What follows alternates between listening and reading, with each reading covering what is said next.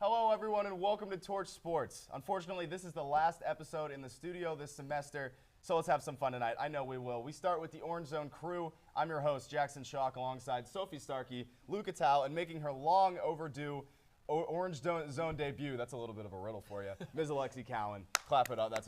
It's long overdue. Now, Alexi making her first appearance on the Orange Zone is amazing. What's not so amazing? Tennessee's performance against Georgia down in Athens. Let's take a look at the post-game stats from Saturday. Now, these are highlights. We're going to get to the stats eventually, but even now you can tell just from these few defensive failures, it was not very pretty. Unfortunately, the Volunteers weren't able to get it done, and as we come out of these, we can just go straight into talking about this defense. That was pretty lackadaisical. Luke, go ahead and break down what went wrong for the Volunteers. Yeah, and I'll tell you what we were just looking at there. We were looking at the defensive struggles in this game because this was a very uncharacteristic game for our defense. This was the first game of the season, granted it's Georgia, but it's the first game of the season we've let up 20 points, which that's a pretty good streak to have, though, going the entire season, not letting up 20 points on a team. Absolutely. But they put up 31 on us, I believe it was 31. But the average passing yards so far for our defense this year allowed is 185 per game. Carson Beck threw for 347 with 2 touchdowns, and this is a guy who's had 12 interceptions on the season so far.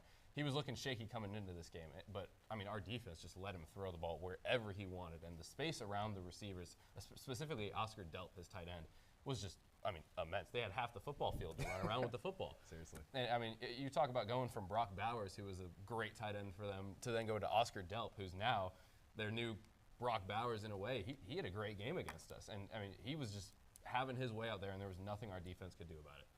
Let's see if we can go to not these highlights, but this graphic of the score one more time, because I want to point out one of the major issues with the Volunteers with the fact that Georgia seemed to get an infinite amount of yards on the Volunteers, partially because they had the whole field. Here we go. We were talking about the sweep last week because Tennessee had it against Mississippi State. Not so much here. That first quarter looked like Tennessee was going to blow out Georgia, but then the scripted drive kind of ended, and that's kind of where Tennessee's success ended right as well. 452 yards, or 453 yards on offense. That's ridiculous. 347 through the air. Again, not the best, especially for a secondary that wasn't very good. And I think what that comes from is a lack of discipline. I mean, the Volunteers, something we haven't even mentioned yet, 9 penalties for 70 yards. That's almost an entire drive. That's giving Georgia a touchdown, essentially, if you think of it in that way. They dropped big passes that you just can't drop. I understand it's a big game. I understand you're going to have drops here and there, but when you're playing Georgia, it's just something you can't do. It's a D1 football team. It's a top 10 football team. You got to make those catches. And, I mean, the other thing you see from those stats that you mentioned is the shift from the first quarter to the rest of the game. I mean, Absolutely. Georgia's first 3 drives, they only had 1 first down.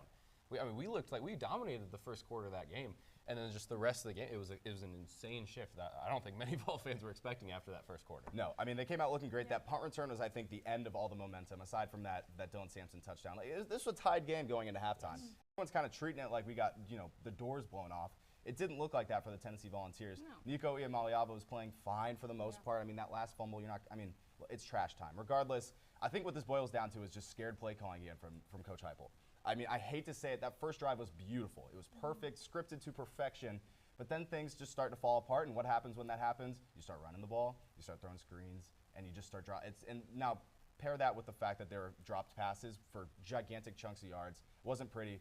Play calling is improving. I will say that. It is definitely improving, but I'd still like to just see consistency and just see the offense execute. And I know that some of the frustrations were because of penalties, and Lexi, you did a little bit of a deep dive for us. Why don't you go ahead and just kind of discuss what happened with penalties this past Saturday? Yeah, now I'm not one to question play calling, and I go with the flow, but these penalties stick in me. I just hate it. I hate how we do this every single game. I'll let you look at some of them here on the screen if we can get them pulled up, but let's see, nothing? Why don't you just talk about All right, we'll why just don't you go talk over about them. what we got? We'll just go over them then. Oh, here we go. So not to question it, but I mean, we had a false start, and then we go, watch him. Nope, covered it, pass interference, and then what everybody's been talking about. This face mask right here, you can see pulls the helmet off. That got some pretty mixed reviews, but a big review from Josh Heupel. I'll let you listen into it here. Yeah, what did it look like? It looked like the back of the helmet popped off. We didn't see a hand on the face mask. What was the explanation? Can you repeat that? It looked like a helmet popped off. So SEC office. Next question. Did they give you an explanation? Gosh, that's so embarrassing. That's bad. That's That is bad. so sad. I would hate to be in that room. But obviously, Heupel had a lot to say. Didn't want to lose his job, so he didn't say much. But I mean, some awful penalties right there. And now I don't question officiating. I try not to. But I did. Did you all see the fumble that somehow became an incomplete pass? Now, I think that was a little ridiculous on my part. But you can watch it back over and see, but I think that was easily a fumble. And I think we did have some calls pitted against us, but I still think it was fair, and I still think we lost that game fair and square.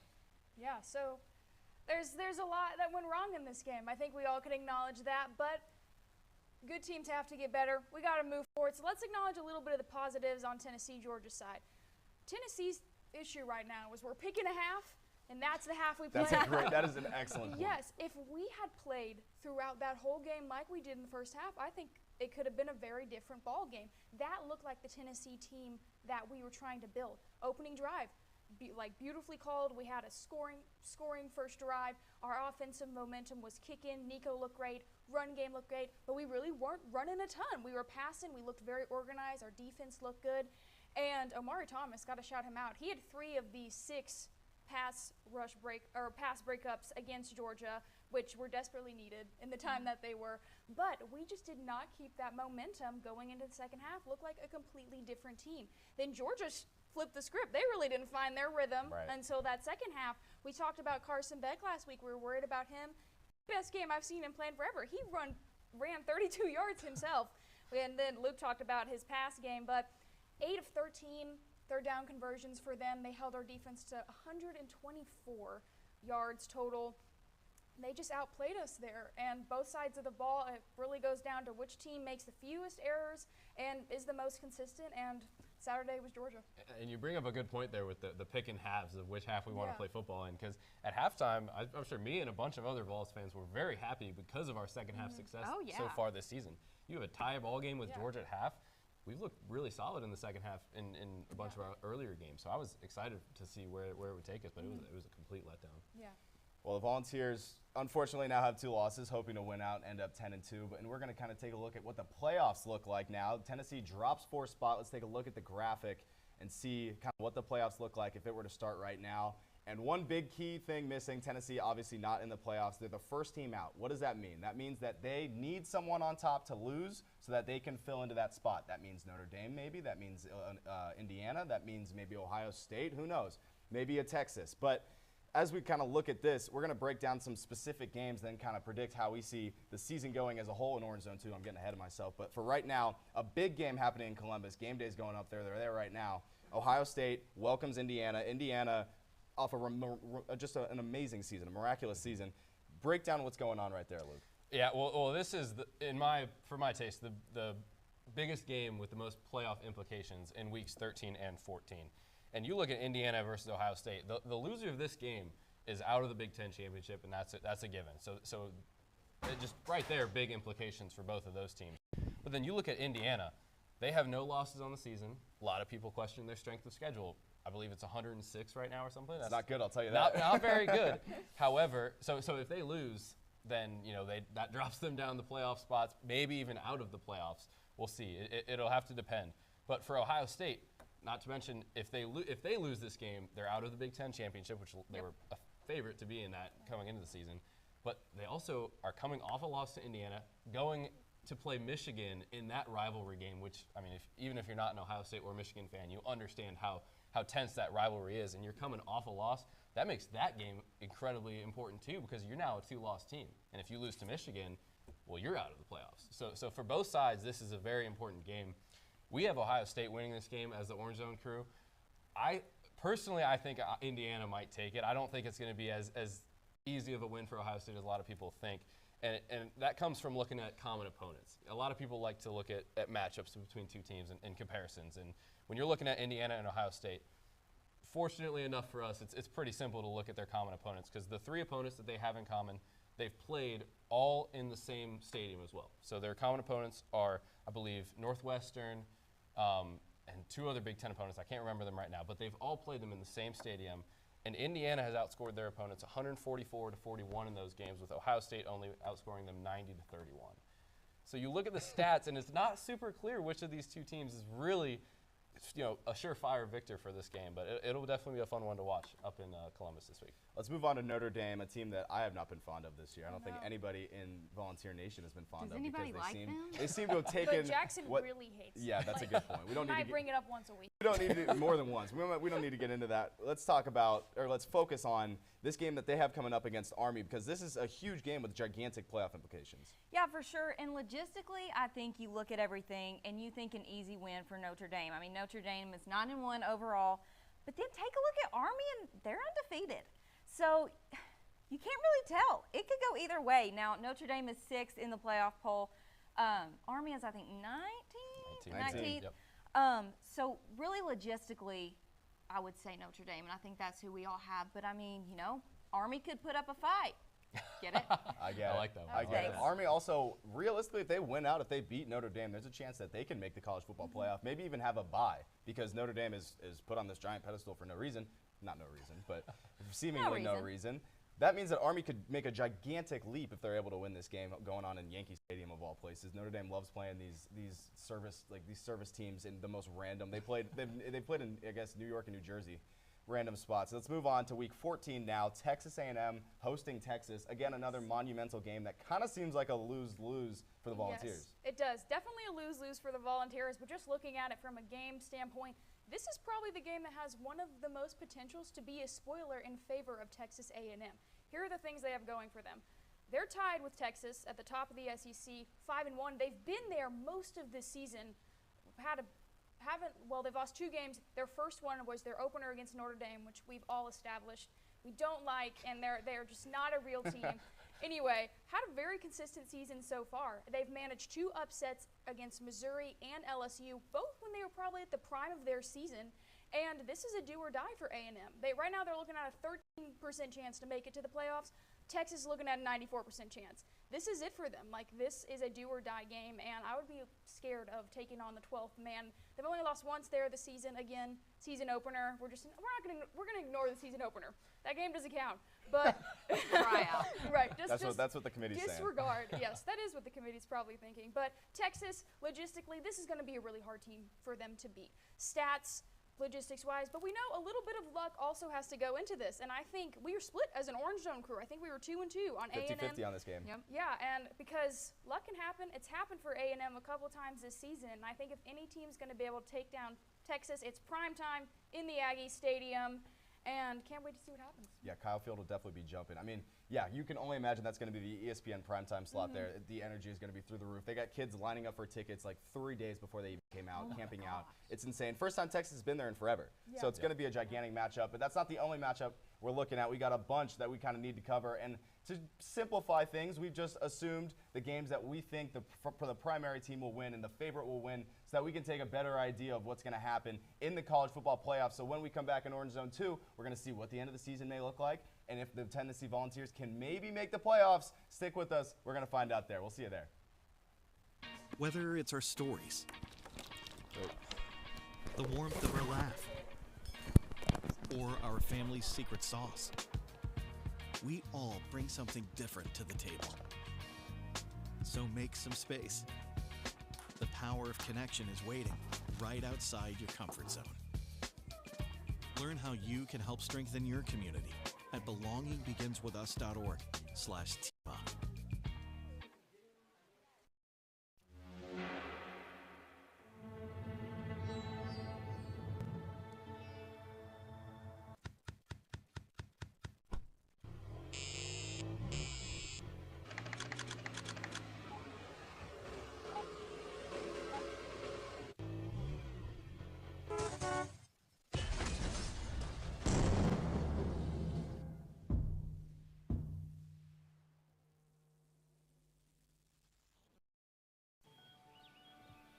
right there. Wait. Use the shovel and bucket of water, remember? Drown, stir, drown, feel. Then make sure it's cool. Where'd you learn that? SmokeyBear.com. Brushed up on some tips before we left. Don't want to start a wildfire, right? Only you can prevent wildfires. We are the Tennessee Volunteers. People who create connections, push boundaries, do the research that changes lives. We've got world-class academics and championship athletics. To be the best, you gotta learn from the best. And if you wanna lead, you gotta light the way. We've got what it takes. It takes a volunteer.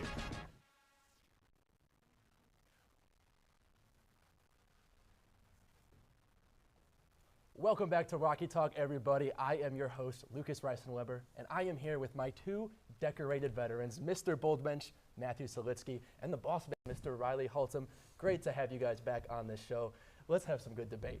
Now, we discussed an early playoff picture last week's episode, and it was obvious that the juggernaut of the league was the reigning back-to-back champions in the Kansas City Chiefs. However, there was always a David to a Goliath in these stories, and that man's name is no other than Joshua Patrick Allen, as the Bills finally give the Chiefs their first well-deserved loss of the season. A win for all of us. Now, statistically, outside of record, this has been a weaker Chiefs team that we've seen compared to their past Super Bowl teams, especially from the poor performance by Patrick Mahomes. I think this clip perfectly encaptures his season. Let's take a look. Now, first possession, first pass attempt. I know his offensive line isn't much help, but you cannot throw this ball. It's picked off. And honestly, if this is not foreshadowing enough for you, last play of the game, in desperation, even though there's still a minute left of the game, pass across the body, downfield, picked off, game over, Bills win, good night Buffalo. Now, I don't know about you guys, but that did not look a little Mahomey. So with that being said, do they really have it in them to make NFL history and be the first to three-peat? Matt? I don't understand the notion that because the team didn't go 17-0, like they're now destined to not win any more games. The guy's the greatest quarterback in the league. Right. He's the second greatest quarterback all time. Right. He's making an argument for first. They lose one game, and now we're looking in different directions saying, well, what do we do now? You know, that's ridiculous. He's won 2 Super Bowls in a row. Of course. Chance to three-peat for the first time. But it's like I said, this is a weaker team that we've seen in the past. I outside disagree. Of record. Because they're 9-1. Right. They could have gone 17-0. They're not going to go 17-0, but they could have gone 17-0. But look at his performance in past games. Here's how I look at it. Go for it. You win 2 Super Bowls. Whether you win 1 Super Bowl, you are the reigning NFL champions. And until proven otherwise, meaning we get to the postseason and somebody, Goliath as you like to call it, takes them down, he's the greatest player in this league. And there's nobody in this league that can stop him. Week to week, there's always something different. You got injuries. Week to week, there's some different plays, some coaching, right? All that's going to change from week to week. I'm not going to look a different direction just because the guy lost one game to a good team in Josh Allen and the Bills. When it comes down to postseason football, there's nobody in the league, in professional football, that plays better than Patrick Mahomes. So I'm not reacting to one game. Yes, Josh Allen's been great. He's an MVP leader, but he's not there yet for me to say, okay, this is a team that's going to take down the Chiefs just yet. To me, there's no one in their way. Yeah, I'm actually with Matt on this one. I don't see a team in the league currently that's going to be able to keep up with the Chiefs in the playoffs. Look, I do an NFL podcast. It's called Cover 4. Okay. And on this podcast, every playoff series last year that Patrick Mahomes and the Chiefs were playing in, we would pick against them. Mm-hmm. And then what would happen? The Chiefs would win. Who picked against them? And then you picked it? Not me. I was about to say, we didn't. Not me. We didn't. Not me. I wasn't picking against Mahomes. But the podcast as a whole was. It was 2-1 over here. I was getting outvoted here. I was picking for Mahomes. But, then the Ravens came along, and everybody thought Lamar Jackson would be the one to do it. Right.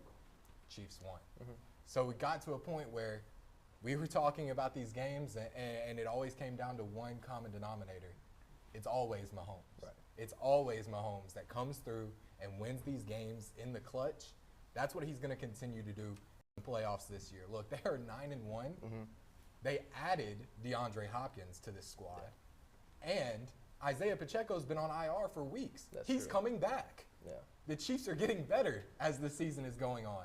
They added a massive, big-time weapon at wide receiver for Patrick Mahomes, which he has not had for multiple seasons, really, since Tyreek Hill left. Yeah. And now they get Isaiah Pacheco back. This team has the potential to win out. What more does he have to do? That's what I'm saying. What more does the guy have to do to make people think, wow, this guy's actually not too bad? So you don't really think, looking at even the other division, when you're looking at the Lions, a team that's been dominating all season, you don't think that they have a chance to take them down? I think come these that are time? competitive football teams. I think you can't disregard them. But the conversation shouldn't be Lions-Chiefs. It should be Lions-Bills. You know, the Chiefs are number one, and there's not a 1B. You know, 1 and 2 are far apart from each other. Very far apart. They're not even close.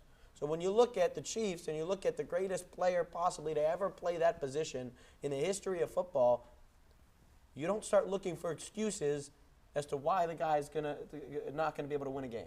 Okay, that's how we get into where we're fake news media. Okay, that's how you get into that stuff. So is Patrick Mahomes the greatest player right now? Absolutely. He's won 2 Super Bowls in a row.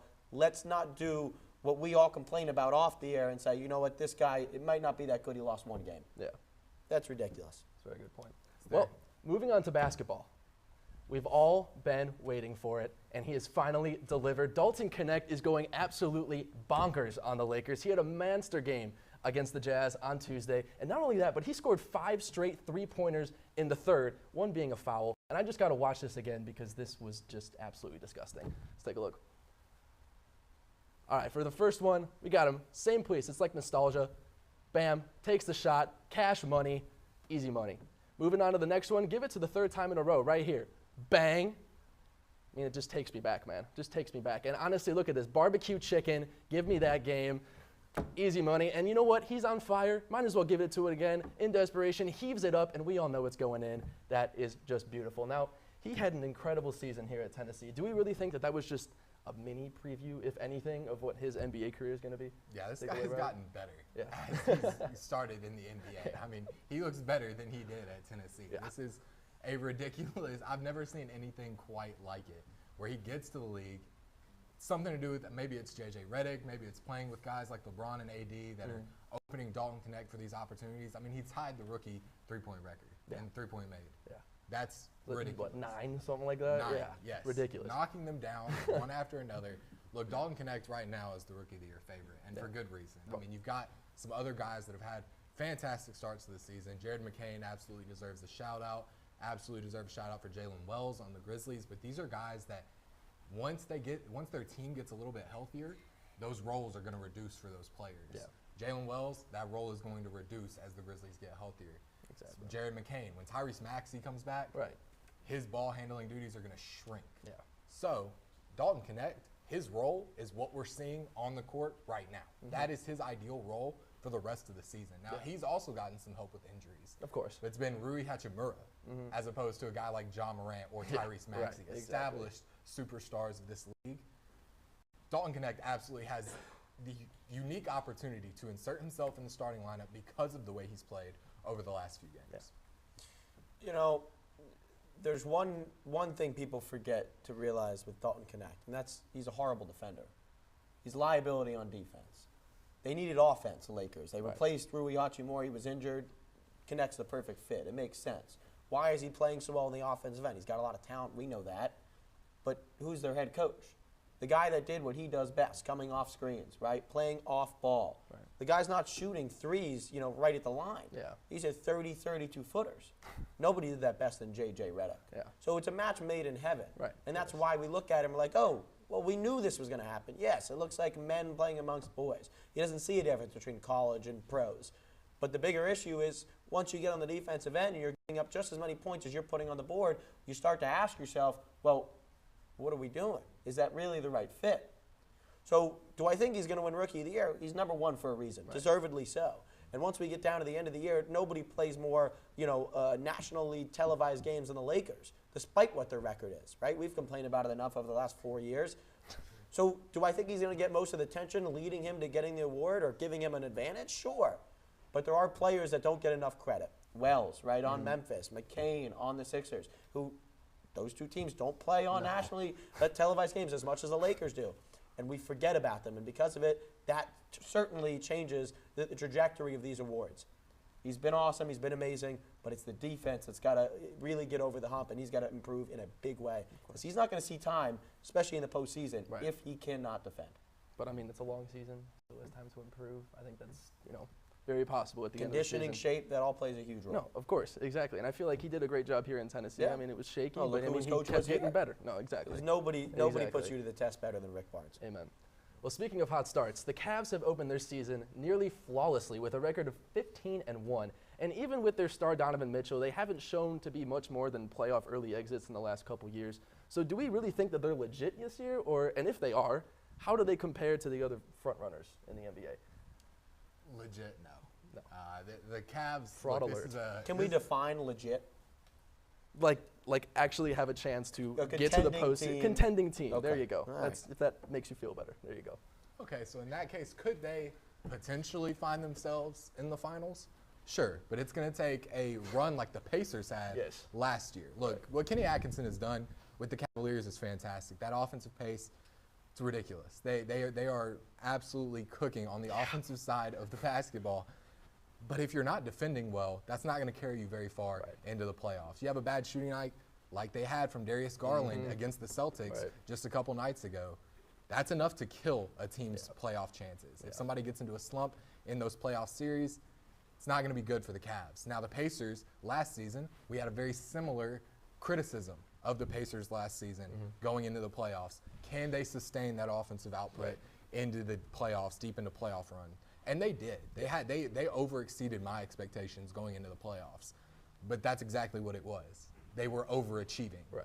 I don't think the Cavs are legitimate contenders because they're in an East that has, the Celtics, which are the clear favorites to repeat, and the Knicks. I mean, the Knicks, that's a team that's going to continue to get better. Exactly.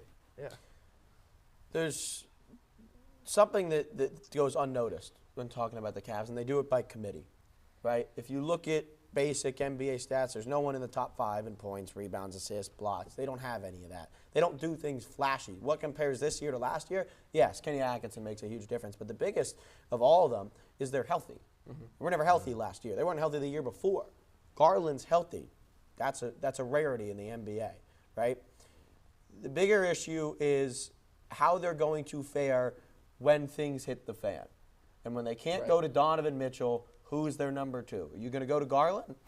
Are you going to go to Jared Allen? Are you going to go to Evan Mobley? So that's where I struggle. Who's going to get you a basket when you need it? But what they do very well is they play basketball by committee. They play as a team. You have Donovan Mitchell, who's possibly an MVP candidate that can give you 30-plus points a game and as good as anybody at scoring the ball in the NBA. But after that, who's there? Who's going to step up? It's Mobley one night, it's Allen the next night, it's Garland the next night, but you never really know. So at the end of the day, when you got to play teams like the Celtics, who shoot 45 threes plus a game, when you got to play teams like the Knicks, who are some of the best defensive teams and players in the NBA, the Bucks, even though they're off to a bad start, maybe the Heat if they pick it up, the Pacers as we saw last year. Yes, we've seen crazier things. Can the Cleveland Cavaliers make it there? Absolutely. But are they destined to with their roster? On paper, no. Right. You want to look at the season this early on and say 15 games in, yeah, they look pretty good. 16-1, that's pretty good. But who's going to be the guy down the stretch? And we see it too many times. You wait long enough, you see who's a pretender and who's a contender. Exactly. And I don't see them staying as a contender for much longer. Right. I mean, all you really have to find is consistency in those situations. It's a long season. You have to keep it steady. But that's all we've got for you guys on Rocky Talk. Thank you all for watching, and have a happy Thanksgiving. And make sure you stay tuned, my apologies, as there's many more sports coming your way. Thank you very much. Whether it's our stories, the warmth of our laugh, or our family's secret sauce, we all bring something different to the table. So make some space. The power of connection is waiting right outside your comfort zone. Learn how you can help strengthen your community at belongingbeginswithus.org/teamup.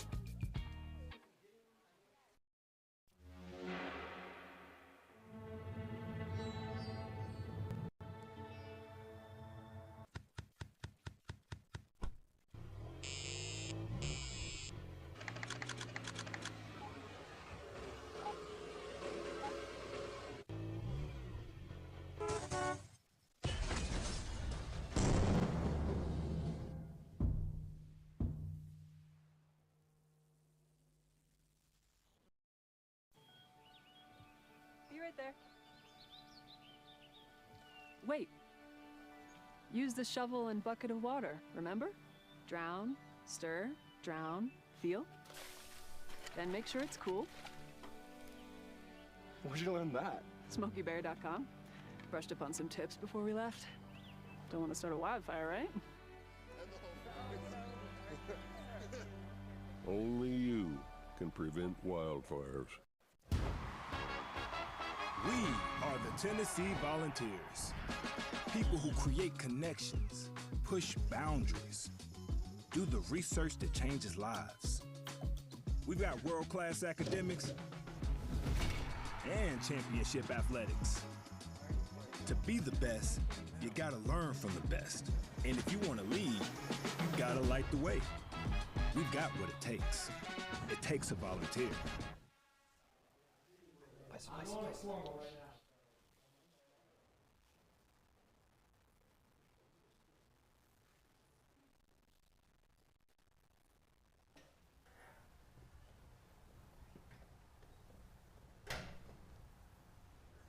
Welcome back, ladies and gentlemen. You have reached the summit. I'm Jeremy Knopf alongside Alexis Ruma, Patrick Falcon, and Tristan Thornhill for the first time. Welcome to the show, everybody. It is all about hoops today, starting off with the men's squad who put up a Hondo burger against the Austin Peay Governors this past Sunday at the Food City Center. Igor Milicic Jr. and Zakai Ziegler were the stars of the show, scoring 23 and 19 points respectively. And how about that defense? A combined 29 defensive rebounds and 10 blocks. Incredible. The Big Orange are preparing for the Baja Mar Championship tonight in Bahamas, with their first matchup tipping off at 9:30 Eastern Standard Time against the Virginia Cavaliers of the ACC. So the Vols are staying undefeated at 4-0 at the moment, and they are playing in style while doing so. So let me start with Alexis first. Is this squad, should we hold their breath about this squad's postseason chances, or is this team more than prepared to take that next step and go all the way, and why so? First of all, I gotta say, I'm loving the energy that you're bringing every week. I love it, and I think I can Always speak try for my best. Thank you. everyone Thank here. you. But I'm not necessarily worried. Now, we've had a good start. It's super early. We don't know what teams, as far as other teams are concerned, we don't know who's going to stay hot, who's going to come and surprise us. But I think we can all say, just looking at Tennessee, we've had a really good start, played our four opponents really well. Now, what I was worried about coming into this season was the chemistry. We have 4 players from the transfer portal, so that means new coaching, new teams, new just play of style, and how they were going to adapt to Tennessee as a whole. Looking so far this season, I think that everyone has adapted really well. We have 4 players who are averaging at least 11 points per game, with Milicic, Chaz Lanier, Zakai Ziegler, and Jordan Gady. Now, 2 of those, in Lanier and Milicic, those are both transfers. So we do have all the pieces. It's just if we can continue to grow with this chemistry, we can take it far, yes. Yeah, right now it doesn't matter if you've been at UT for a long time or if you're a transfer student. Right now, this team is really starting to gel very well, and we hope that they can stay gelled for as long as possible. So, Tristan, what do you think? I think she nailed the head. She nailed it on the head of the nail. Just a lot of the same. I want to believe both sides of the argument right now. We haven't started SEC play yet. We're still looking at a very tough Alabama team that's poised and has been projected to win the SEC. We've got Auburn team that already beat up on a Houston team, and we've already got a Kentucky team that took down a really talented Duke team. And we lost our best player in Dalton Connect, the white mamba out there doing his thing in LA, man. I love it. It's 37 points. But besides that, what do you sacrifice for Dalton Connect? You now have depth. And whether that be, the transfers that we got coming in, like you said, Igor Milicic, Chaz Lanier, Akpara down at the center position, I think those are great guys that we have coming in here and they can produce. Whether it's, a Chaz Lanier night or an Igor Milicic night, I like the depth that we've got in. And not even talking about the guys that we already still have in Double Z. We have Jordan Gainey coming off the bench, and if he can hit threes consistently, especially at a bailout option if the offense ever gets a little stagnant. Yep. And even Josiah Meshack, we've already said plenty about his defensive prowess. But you look at those guys, And you have to remember what I've been saying all year. This is a Rick Barnes team. We focus heavily on defense. I am highlighting the offense, but how does the offense start? It starts with your defense. That's a Rick Barnes team. That's how we're fueled. If it doesn't come in transition, it's going to be one of those, oh my goodness, we need somebody to hit a shot kind of nights. Chucking up prayers, which we saw some from Dalton Connect last year where he went off for 39 against Auburn. You're going to see probably more, transition offense, especially with this group because of this depth. And you're going to hope that your big men can get involved on the defensive side and on the offensive side. This is a whole new defensive group. There's a whole new group when it comes to the big men, besides J.P. Estrella. You're looking at people to perform. Akpara, can he be a defensive threat? Can he get us second chance points? We need a big man threat. It's something that Tennessee has said that they've had in the last couple of years, but can it actually show up? Yeah. We need that this year, and I think that's going to be a main focal point of the offense because Rick Barnes' teams can tend to go through the post. What do you have to say, Patrick? I think we need a guy. I think when it comes down to it in those close games, some of those games you're going to have bad shooting night, you're going to have to set up some prayers. Dalton Connect had averaged 21.7 points per game last year. Our leading scorer is Ziegler, but he only has 15.5. Now, can Milicic be that dynamic number one scorer? Does Ziegler need to step up? I think it's one of the two guys. Milicic does have 20.5 in his last two games, but I think last two games and then 4 games total, it's just too early to tell. However, when it comes to March, those tough games, you need a guy. When your team needs a bucket, who are you going to? I don't think we can confidently say we're going to any one player on our team. We lead the country in field goal percentage at 58.1. We're averaging 88 points per game. That's not going to stay there. When we get to SEC, when we get past cupcake season, is that going to stay there? Absolutely not. So what happens when we're not making shots? We need one guy to be able to do it. It's more of an all-around approach. Don't get me wrong. Obviously, DK. We're not going to have another DK. We're not going to have another player like that. Most teams won't. But it's still going to be an all-around approach. But we still need that guy that we can rely on. And right now, we don't have that number one scorer. And it's just too early to tell if they will be that. Yeah, when it comes to this regular season stretch with non-conference games in it, there's so many people that have the tendency to overreact. Maybe it'll be in a good way, maybe it'll be in a bad way. We did in football season. Yeah. I mean, we did, and then we lost Arkansas, so I don't know. But but one thing to definitely mention is that if a team is starting to really get together and get the ball rolling, then that means there's going to be a tendency for a lot of success. So we hope to see a lot of that out of our big boys in the orange. And one of the most exciting parts of the non-conference stretch, speaking of, are the blockbuster invitational tournaments, just like this weekend in the Bahamas.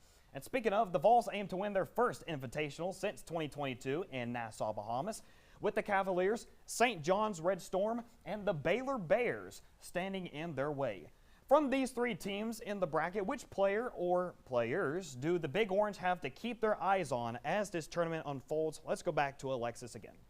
So first, I want to say I'm super excited about this tournament as 3 out of the 4 teams are ranked. So it's kind of like what we were talking about. We will get to see, granted, Virginia is the 4th team that isn't ranked. Don't sleep on UVA, though. Don't sleep on UVA.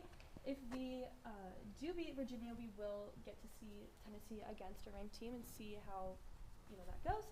So I am going to talk about Virginia, 2 players from Virginia that we need to keep our eyes on. So first is Isaac McNeely. He is the team's leading scorer, and he is putting up 64.7% on 3-pointers this year. In their last game versus Villanova, he was 6 for 6 from 3 and had a game-high 23 points. Now, another player that people might not be so familiar with is Jacob Kofi. He is a freshman, and he is leading the team with 19 defensive rebounds. Now, that is all off the bench. So we cannot forget about him, and we need to watch out for him and both of these players for both sides of the court. All right, pretty good. What about you, Tristan? What do you have to say? You guys all know I'm a New York guy, and I have to focus on my New York teams. Really? Yeah. I'm focusing on St. John's, number 22 ranked St. John's. We're looking at Coach Rick, Slick Rick, Mr. White Suit Rick. He's got them running this year, and he's always been a hard-nosed coach. He's going to have his boys ready, so it's important to not sleep on anybody. That's what you're looking for, and it's I believe our first-ranked matchup, if I'm not mistaken. And they're here for a reason too. They've got a tough test tonight, and playing the number 13 ranked Baylor Bears tonight, who their forwards are great. We can get into that later. But for St. John's, it's going to be about getting their guards going. I highlighted Brady Dunlap. He's a 6'7", 190-pound kid from Cali. He's only averaging 10 points per game, but he can shoot. He's shooting 57% from behind the arc. If he gets going, you need to start forcing them into some bad shot selections. And that's going to be very key if Tennessee were to match up against St. John. Make them go to their off ball, like offhand, and make them shoot those bad shots. They're going up against a very, very good Tennessee defense that makes you nervous, makes you force up bad shots. And I'm looking at this team, and you're about to highlight this guy. There's another guard on that team, and he is leading the team in rebounds. So if our big men could get to work, it should be barbecue chicken from there. I mean, that's they have a guard that's leading them in the team in rebounds. Yeah, let me take it from here. He's talking about R.J. Luis Jr. If you don't know the man, he's a guard. He's 6'7", 215 pounds. That man is huge. My biggest thing with him. Who's going to guard him? Sakai Ziegler's 5'9", Gainey's 6'3", Lanier's 6'3", Igor's 6'10", but he's too slow. He's not going to guard a point guard, shooting guard type guy. So what's the matchup going to look like there? He's averaging 17.5, and he's leading the team with 7.8 rebounds per game. He's a guard. He plays a little bit small forward. He's a guard. That's ridiculous. The way they play a big physical game. Are we going to be able to match up that size and that speed that they're playing with? I'm not sure we will. I think that's the biggest test for us out of any of the individual players in this tournament. We got guys that need to be boxing out on the perimeter. Obviously, you got to box out. It doesn't matter where you on the court. Like you just said, this guy goes after it. He's tall. He's big. Box out. Control the boards. That's a theme in college basketball today. Control the boards. All right, well, first of all, what are you doing mentioning barbecue chicken in front of me? You're going to make me starving, man. What are I'm you already talking about? hungry. All right, well, there's all these players that you mentioned and more are ready to show their stuff in the Bahamas, and it almost kind of feels like a vacation if you think about it. They're having fun this summer Yeah, I want with to their go to Bahamas boys. for work. Yeah. Can we Torch Sports Bahamas? Y'all see them go down the slide? I want some of that action, man. We might save that for the future, but they also need to remind themselves that there is still a job that needs to be done. There's still a tournament championship that needs to be won. Even though it's just 4 teams, it's still a tournament that can really get your momentum going as the season goes along. So we wish the Big Orange the very best of luck and hope to see a very good and competitive tournament as well. But with that being said, we now transition into the Lady Vols as they won an offensive shootout at home against the Liberty Flames 109-93.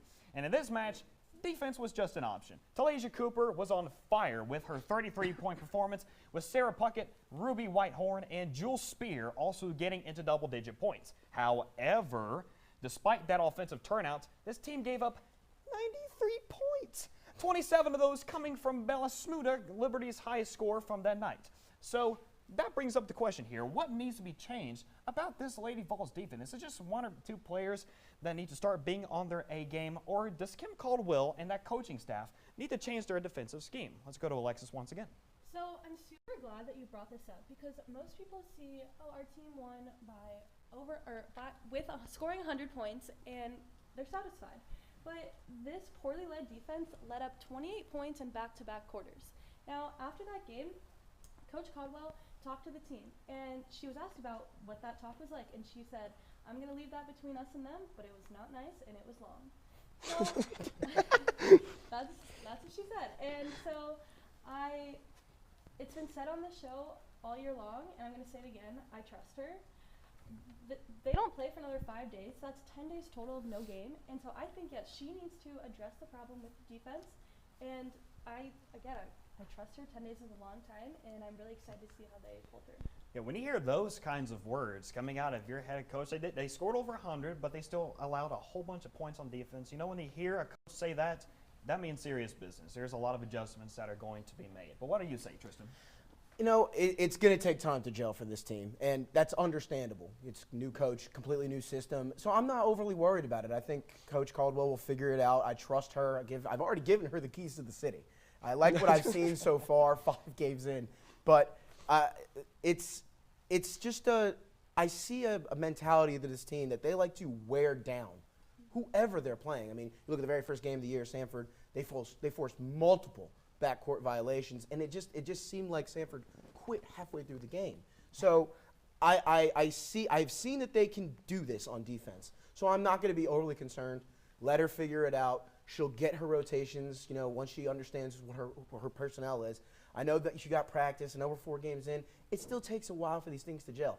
Right now, they're gelling on the offensive side. We looked at somebody, you said Bella, she had a great game for Liberty. Great game, that's going to happen. So I think it's, take a step back, relax. We're 4 games in.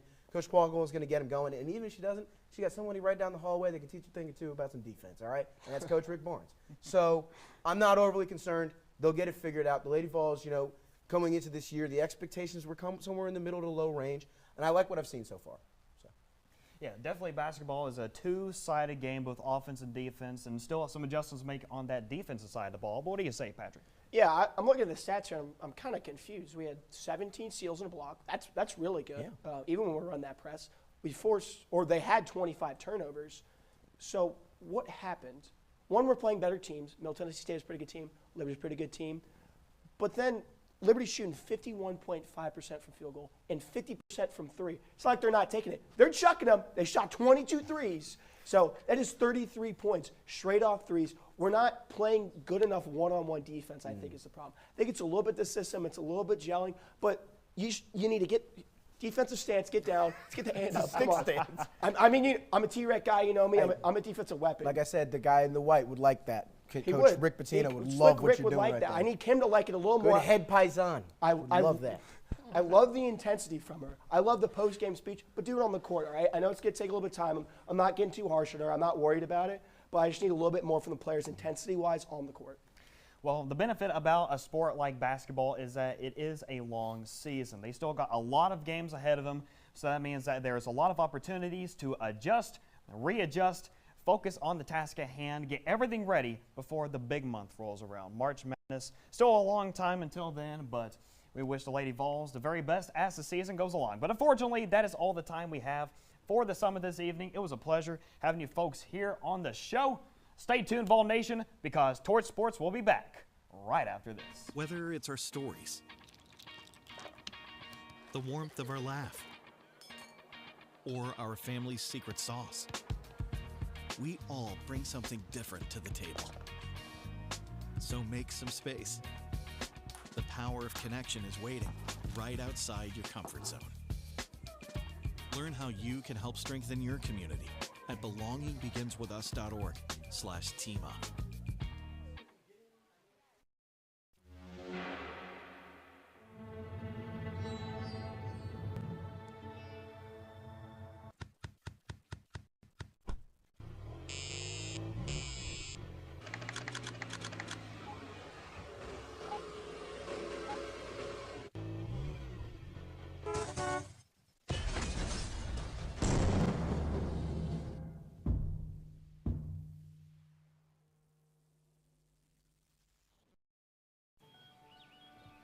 Be right there. Wait. Use the shovel and bucket of water, remember? Drown, stir, drown, feel. Then make sure it's cool. Where'd you learn that? SmokeyBear.com. Brushed up on some tips before we left. Don't want to start a wildfire, right? Only you can prevent wildfires. We are the Tennessee Volunteers. People who create connections, push boundaries, do the research that changes lives. We've got world-class academics and championship athletics. To be the best, you gotta learn from the best. And if you wanna lead, you gotta light the way. We've got what it takes. It takes a volunteer.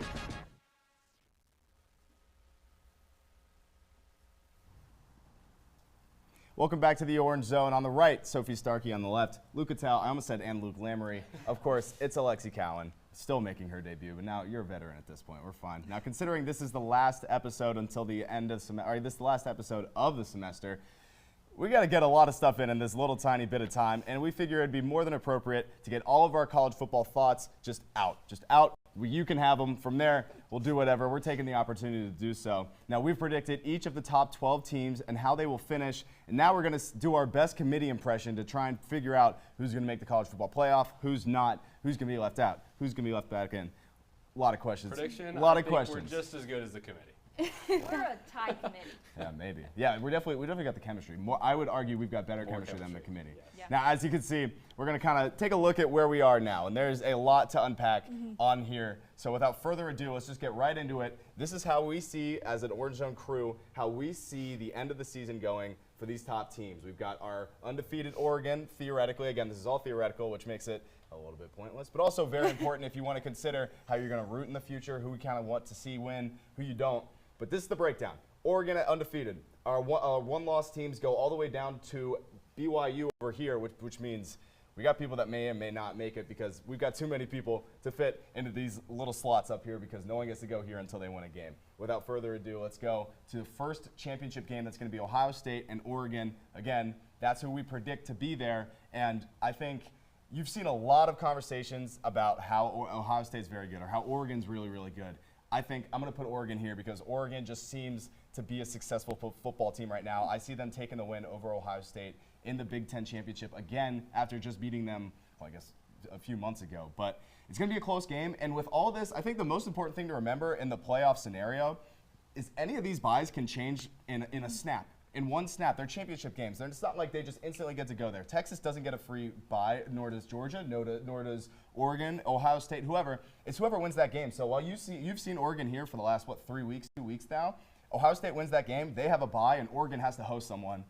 I think a lot of people are kind of just assuming, okay, Oregon, Texas, Miami, and Boise State. It's not that simple because one team could win. We just happen to think Oregon will win, but they could also play terrible in Indy, and we got a whole different scenario coming. Let's go to our next, which is the SEC, another huge game with a lot of confusion around it. Yes, probably up to the wire. The SEC is going to be the most confusing because we have like a 5-team tie. It kind of dwindles Everybody's week, beating but everybody. yes, it just every other week it flips. I think without a doubt Texas is going to be there. We can pretty much count on them. And as an Orange Zone crew, we kind of agree that Georgia was going to be the other team in there because, you know, Kirby Smart finds a way to get in the SEC championship and to the actual championship. So we're not going to doubt him. We're going to say Georgia makes it there. They met one time this season. Kind of an interesting game. Texas is lacking strength of schedule-wise against Georgia, but they've just been the most consistent team in the SEC so far, so we think they're going to take this one, even though they lost to Georgia. Kind of after that Georgia loss, Texas went up and Georgia went down. That's kind of how this season played out. Lost to Ole Miss, and I think Texas is going to come back with some revenge and be your SEC champion. You want to talk about teams that kind of seem to always find a way to a championship? That's the Crimson Tide of Alabama. They always seem to stay alive no matter how many. They could lose 5 times. They'd find a way to make the playoff. That's just the way Alabama does it. Kudos to them. It's frustrating as a Tennessee fan. You get a little jealous. Let's move on now to the ACC. And what were we going to do there? Yeah, we got Miami down here. That's our guess. Once again, hypothetical, but they 9-1. They got about the best QB, I would say, in the game right now. That could be debated. I don't know. Not Nico. But anyways, they did just come off a loss to Georgia Tech. So we like to see how they would play off a loss. Their only loss this season. So we don't really know how they're going to play off of a loss. But we got them probably taking Southern Methodist. Again, who knows? I don't know. Their only loss was to BYU this season. So anything could happen. They've also got Clemson to deal with, too. Oh, yeah. Respect on Nico, though. He's a freshman, 10-2 season, best one Tennessee's seen in a mile. I'm a Tennessee native. I will die on this hill. Guys, Nico, I'm upset. Let me have upset, but Nico Iamaleava will have his time. Kim Ward has been playing college football since we were all in high school. So this is his moment. Nico, you'll get there eventually. Another important note, with this win, that means that SMU's got to find a way to squeeze in here somewhere. And another note, while it's not listed here, if they were to lose this game, that makes them a 2-loss team. Now, they're still an 11-win team, but they're a 2-loss team, so that could negatively affect them. And really, they've got to win that game if they really want to have a chance to get in there. Moving on to our next conference champion, Boise State with a bye, Luke. That's pretty incredible. Yeah. That's pretty incredible. I mean, the way that we have these playoffs working out, especially now that BYU has lost, we have Boise State being ranked higher than any Big 12 champion. And so that would give them a bye, which a lot of people kind of are surprised about. But, I mean, it makes sense when you look at the stats. And I mean, they've done exactly what they need to do to get the bye this season, and you can't really argue with that. Ashton Genty, he's been their guy all season, and he's going to keep them rolling into the playoffs. Yeah, a little old school football, just for sure. Running back, best of the nation, just like, I mean, it's fun to watch. Hopefully you can get a Heisman. Maybe a skill position. We give it to the quarterback every year. Maybe let's spice that up. Ashton Genty gets a chance. I like it. Moving on to our Big 12 champion, we've got BYU. This one is another one that could go either way. We were split as an Orange Zone committee. We were split on whether it would be Colorado or whoever. We think BYU simply because I think they've got a better opportunity. But Colorado, do not be shocked if Colorado squeezes into the playoffs after everyone writing them off last year, making fun of Coach Prime. Deion Sanders has figured something out, and they are winning, which is scary for BYU. I'll say, and you talk about Heisman candidates with Boise State. I mean, you got Travis Hunter, the two-way menace for Colorado. So the duo of Shedeur Sanders and Travis Hunter right now is really heating up at the end of the season, and they look lethal. But we do have BYU in that spot. Absolutely. Okay, so champions done. That's figured out. We understand kind of who's going where in our scenario. The next important step is putting the remaining teams on this side and pushing them into these spots. And we've got a little bit of a breakdown of why we think each team will go where we put them. First is the obvious option. If Ohio State loses this game, they go in to play this game, and that's kind of where our positioning breaks down there. Yeah, I think definitely you'll see a win from Ohio State here. But Ohio State, am I allowed to be opinionated? I hate them. Yes, that's your job. I mean, I would just love to see them just get destroyed by BYU. That would give me so much pleasure.